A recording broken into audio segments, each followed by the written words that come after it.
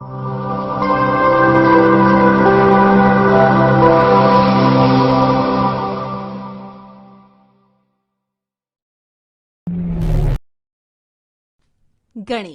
ધોરણ 8 પ્રકરણ 10 ઘનાકારનું પ્રત્યક્ષીકરણ.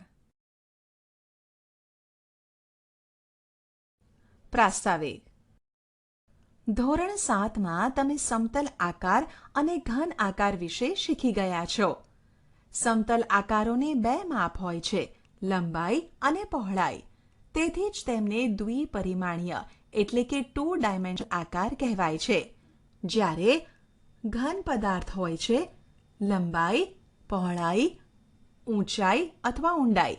તેથી તેમને ત્રિપરિમાણીય એટલે કે 3 ડાયમેન્શનલ આકાર કહે છે. આ ઉપરાંત એક ઘન પદાર્થ કેટલીક જગ્યા પણ રોકે છે. દ્વિપરિમાણીય અને ત્રિપરિમાણીય આકૃતિને ટૂંકમાં 2D અને 3D આકૃતિ તરીકે પણ ઓળખવામાં આવે છે. ત્રિકોણ, ચોરસ, લંબચોરસ, વર્તુળ વગેરેને તમે યાદ કરો. આ બધી 2D આકૃતિ છે. જ્યારે સમઘન, નળાકાર, શંકુ, ગોલક વગેરે ત્રિપરિમાણીય 3D આકાર છે. ઉદાહરણ. ઉકેલ. પહેલા આકારને તેના પ્રકાર અને નામ સાથે આપની સમજણ માટે જોડેલ છે. તે મુજબ બાકીના આકારને યોગ્ય રીતે જોડો. આકાર 2 નો પ્રકાર એ ત્રિપરિમાણીય છે અને તેને ગોલક એટલે કે સ્ફિયર સાથે જોડીશું. આકાર 3 નો પ્રકાર એ ત્રિપરિમાણીય છે અને તેને નળાકાર એટલે કે સિલિન્ડર સાથે જોડીશું. આકાર 4 નો પ્રકાર એ દ્વિપરિમાણ છે અને તેને વર્તુળ એટલે કે સર્કલ સાથે જોડીશું. આકાર 5 નો પ્રકાર એ ત્રિપરિમાણીય છે અને તેને લંબઘન એટલે કે ક્યુબોઇડ સાથે જોડીશું. આકાર 6 નો પ્રકાર એ ત્રિપરિમાણ છે અને તેને સમઘન એટલે કે ક્યુબ સાથે જોડીશું. આકાર 7 નો પ્રકાર એ ત્રિપરિમાણ છે અને તેને શંકુ એટલે કે કોન સાથે જોડીશું. આકાર 8 નો પ્રકાર એ દ્વિપરિમાણ છે અને તેને ત્રિકોણ એટલે કે ટ્રાયેંગલ સાથે જોડીશું. અહીં એ નોંધો કે ઉપરનો દરેક આકાર મૂળ આકાર છે. રોજબરોજના જીવનમાં આપણને ઉપર દર્શાવેલ આકારો ઉપરાંત 2 કે તેથી વધુ આકારો મળીને બનતા કોઈ નવા આકાર સ્વરૂપે વસ્તુઓ જોવા મળે છે. નીચેની વસ્તુઓને ધ્યાનથી જુઓ. તંબુ એ નળાકાર ઉપર શંકુ હોય તેવો લાગે છે. ડબ્બો પોલો નળાકાર હોય તેવો લાગે છે. આઈસ્ક્રીમ કોન શંકુ ઉપર અર્ધગોલક હોય તેવો લાગે છે. ફોટો ફ્રેમ લંબચોરસ હોય તેમ લાગે છે. કટોરો પોલો અર્ધગોલક હોય તેમ લાગે છે. મિનારો નળાકાર ઉપર અર્ધગોલક હોય તેમ હોય છે. ઉદાહરણ. આપેલ ચિત્રોને તેમના આકારો સાથે જોડો. ઉકેલ. 1. ખેતરને ચોરસ ખેતર સાથે જોડાયેલ ત્રિકોણીય ખેતર સાથે જોડીશું. 2. નળાકારમાં ખાંચો તેને નળાકારમાંથી શંકુ આકાર કાઢી લેવામાં આવેલ હોય તેવો લાગે છે. 3. ભમરડો શંકુ પર અર્ધગોલક ગોઠવવામાં આવેલ હોય તેવો લાગે છે. 4. વર્તુળાકાર બગીચો જેને વર્તુળાકાર મેદાનની ફરતે વર્તુળાકાર રસ્તો તેની સાથે જોડીશું. 5. રસ્તાની ચોકડી કે ચોકને લંબચોરસ બગીચામાં એકબીજાને છેદતા લંબચોરસ રસ્તા સાથે જોડીશું.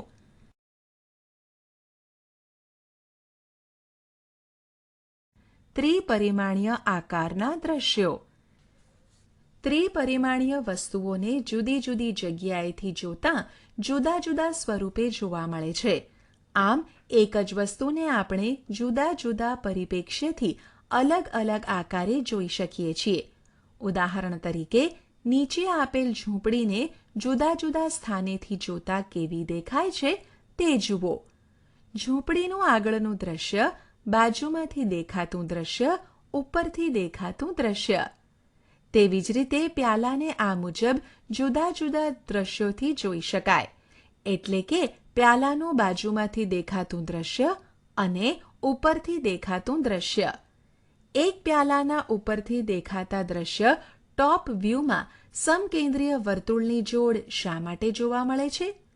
શું બીજા કેટલાક સ્થાનેથી જોતા પ્યાલાનું બાજુએથી દેખાતું દ્રશ્ય જુદું પડશે?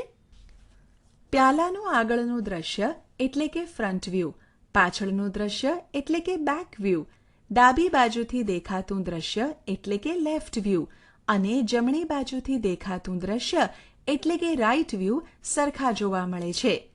શું આવી રીતે દરેક વસ્તુના બાજુ પરના દેખાવ એટલે કે સાઇડ વ્યૂ અને આગળના દેખાવ એટલે કે ફ્રન્ટ વ્યૂ સરખા હોય? દરેક વસ્તુ માટે એ શક્ય નથી. હવે આપણે ઈંટને જુદા જુદા સ્થાનેથી જોતા મળતા દ્રશ્યોને ધ્યાનથી જોઈએ. ઈંટને આગળથી જોતા દેખાતું દ્રશ્ય, બાજુએથી દેખાતું દ્રશ્ય, ઉપરથી જોતા દેખાતું દ્રશ્ય આ પ્રમાણે જોવા મળે છે. અહીં કેટલાક સમઘનથી બનેલા આકારોના જુદા જુદા દ્રશ્યો એટલે કે વ્યૂ આપેલા છે. તેને જુઓ અને સમજો.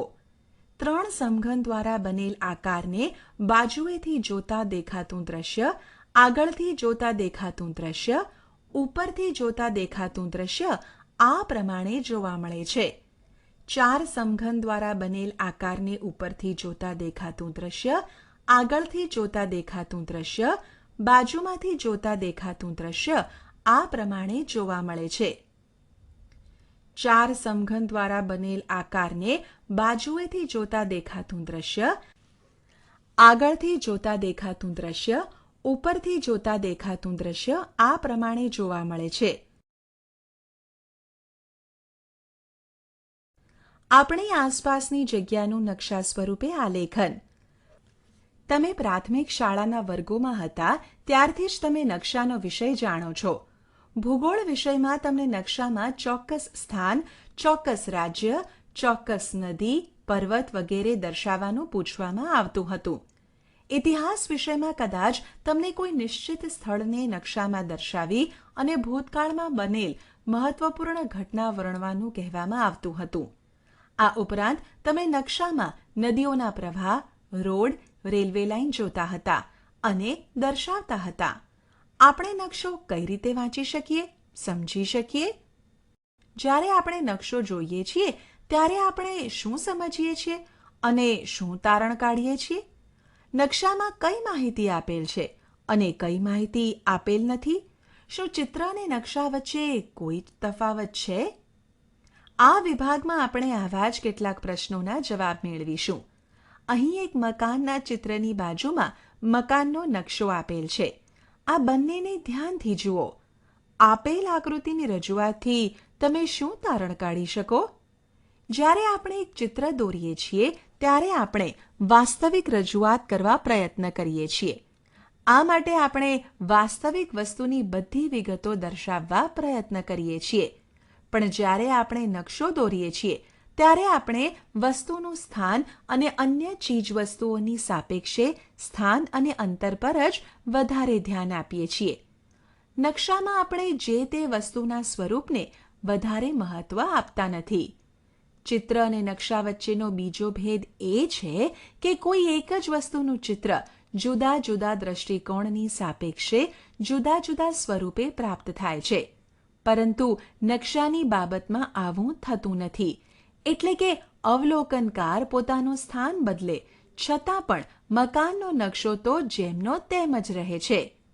બીજા શબ્દોમાં કહીએ તો ચિત્ર દોરવા માટે દ્રષ્ટિકોણ ખૂબ જ અગત્યનું છે, પરંતુ નકશા માટે દ્રષ્ટિકોણનું મહત્વ નથી. અહીં દર્શાવેલ આકૃતિમાં 7 વર્ષના રાઘવે દોરેલો નકશો જુઓ. તેમાં તેણે તેના ઘરેથી તેની શાળાએ પહોંચવાનો માર્ગ દર્શાવેલ છે. આ નકશા પરથી તમે નીચેના પ્રશ્નોના જવાબ આપી શકશો. 1. રાઘવના ઘરથી તેની શાળા કેટલી દૂર છે? 2. શું નકશાની અંદરના દરેક વર્તુળ કોઈ એક જ વસ્તુ બતાવે છે? 3. રાઘવ અને તેની બહેનની શાળામાંથી કોની શાળા રાઘવના ઘરની નજીક જણાય છે? આકૃતિમાં આપેલ નકશામાંથી ઉપરોક્ત પ્રશ્નોના જવાબ આપવા ખૂબ જ મુશ્કેલ છે. શું તમે કહી શકશો કે આમ શા માટે? કારણ કે આપણે નથી જાણતા કે સ્થળ વચ્ચેનું અંતર સપ્રમાણ છે કે પછી અંદાજે વર્તુળો દોરેલા છે. અને આ નાના મોટા વર્તુળો શું બતાવે છે તે પણ સ્પષ્ટ નથી. હવે અહીં બતાવેલ બીજી આકૃતિમાંનો નકશો જુઓ. તેમાં રાઘવની 10 વર્ષની બહેન મીનાએ તેના ઘરથી તેની શાળાનો માર્ગ દર્શાવ્યો છે. આ નકશો અગાઉના નકશા કરતાં અલગ છે.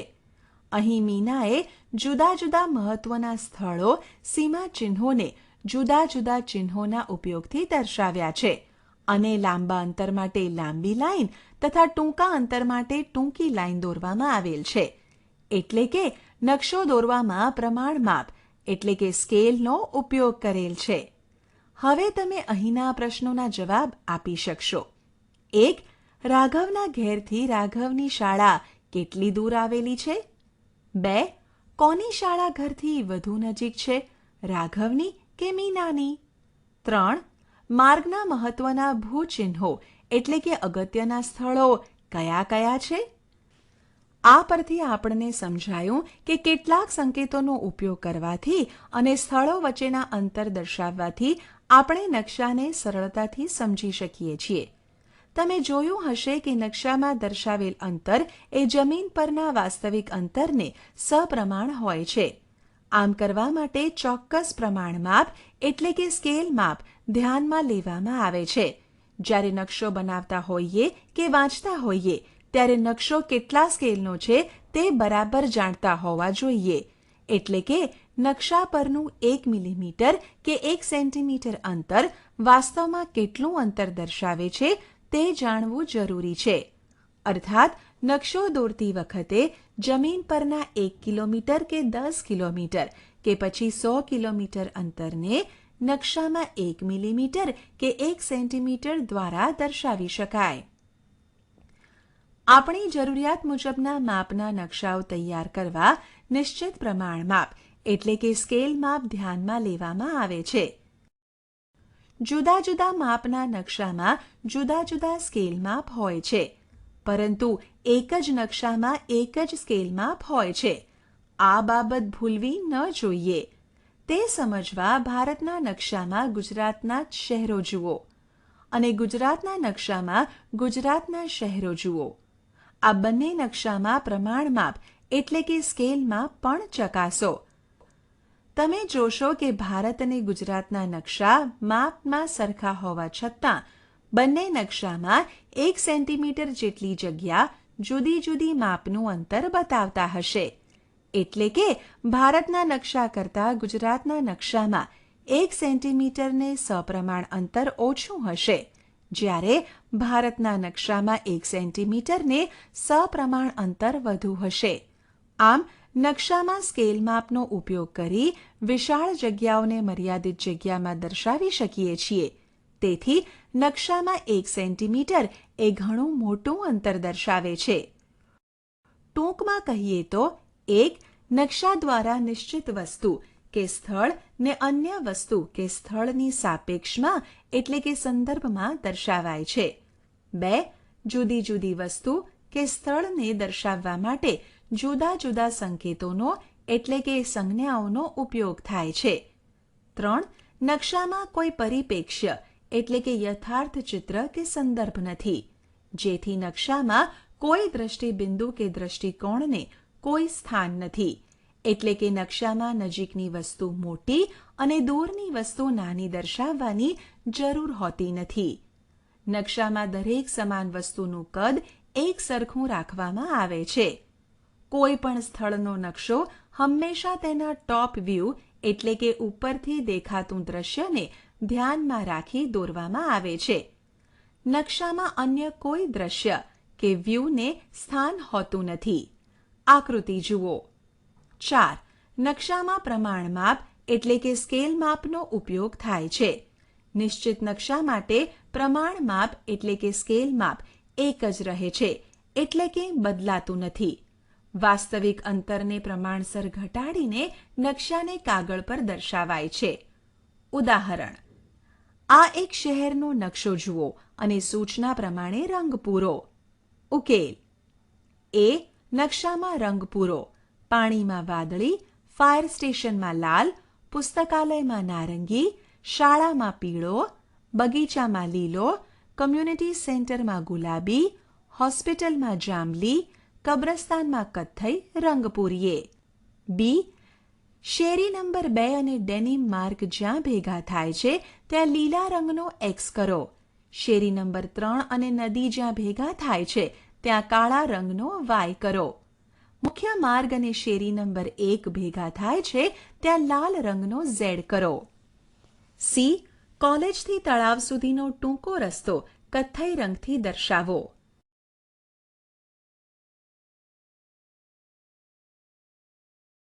શિરોબિંદુ એટલે કે વર્ટેક્સ, ધાર એટલે કે એજ અને ફલક એટલે કે ફેસ. આપેલ ઘન આકારોને જુઓ. આપેલ ઘન આકારોને શિરોબિંદુ છે. આપેલ ઘન આકારોને ફલકો છે. આપેલ ઘન આકારોને ધારો છે.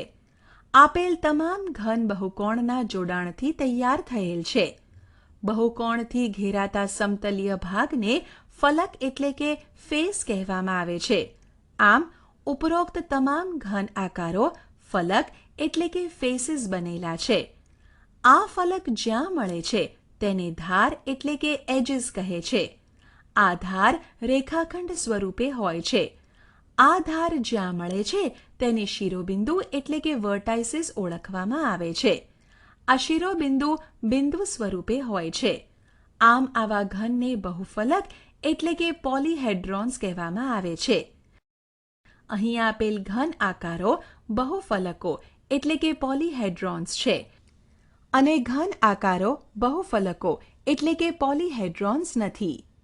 બહુફલક એટલે કે પોલીહેડ્રોન્સ હોય, બહુફલક ન હોય તેવા ઘન આકારો નોન પોલીહેડ્રોન્સ કઈ રીતે એકબીજાથી જુદા પડે છે? આ વાત સમજવા ઉપરોક્ત આકૃતિનો કાળજીપૂર્વક અભ્યાસ કરો. તમે જોઈ શકશો કે નોન પોલીહેડ્રોન્સ ઘન આકારમાં વક્ર સપાટી આવેલી છે, જ્યારે પોલીહેડ્રોન્સમાં સમતલ ભાગ જ આવે છે. વક્રીય સપાટી આવતી નથી. નીચેના સામાન્ય 3 ઘનના પ્રકારોને તમે એવી રીતે જ જાણો છો: ગોલક, શંકુ અને નળાકાર.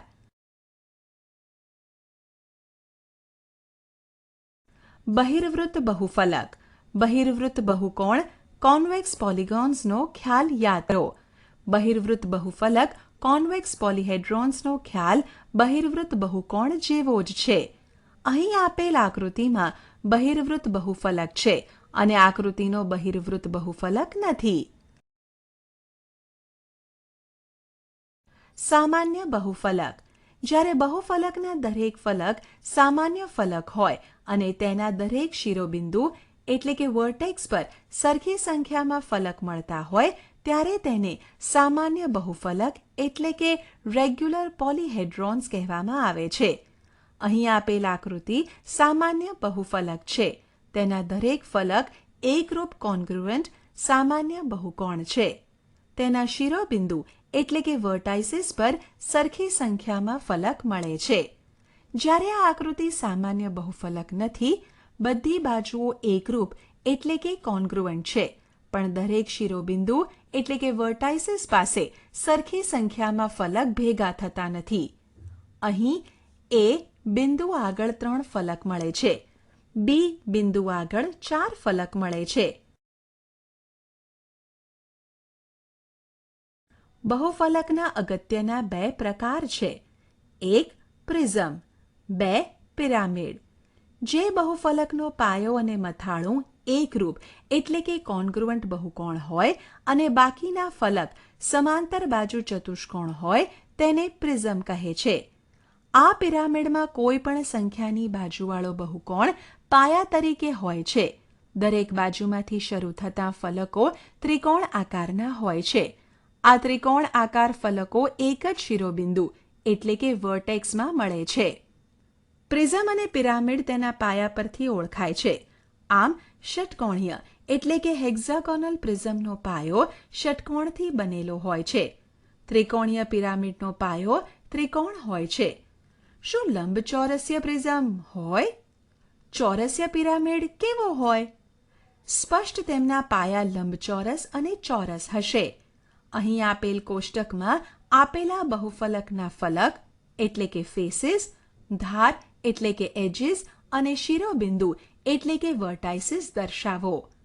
અહીં વી એટલે શિરોબિંદુ વર્ટાઇસીસની સંખ્યા, એફ એટલે ફલક ફેસીસની સંખ્યા અને ઈ એટલે ધાર એજીસની સંખ્યા. અહીં આપેલ કોષ્ટક ધ્યાનથી જુઓ. કોષ્ટકના છેલ્લા બે ખાનાની માહિતી પરથી આપણે કહી શકીએ છીએ કે f plus V is equal to E plus 2 એટલે કે f plus V minus E is equal to 2 મળે છે. આ સંબંધને યુલરનું સૂત્ર કહે છે.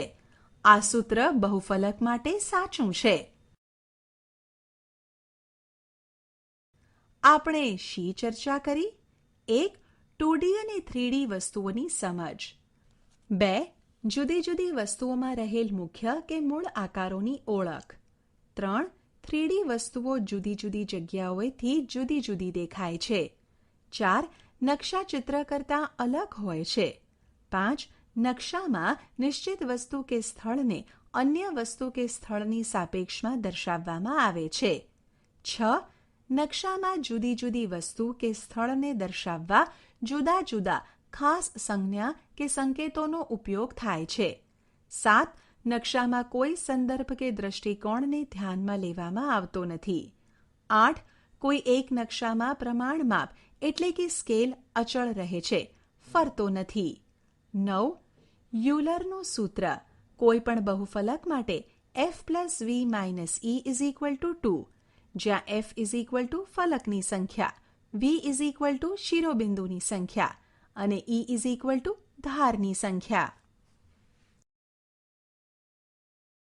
આશા છે કે તમને આ ઈ લર્નિંગ મોડ્યુલમાં મજા આવી હશે. આભાર.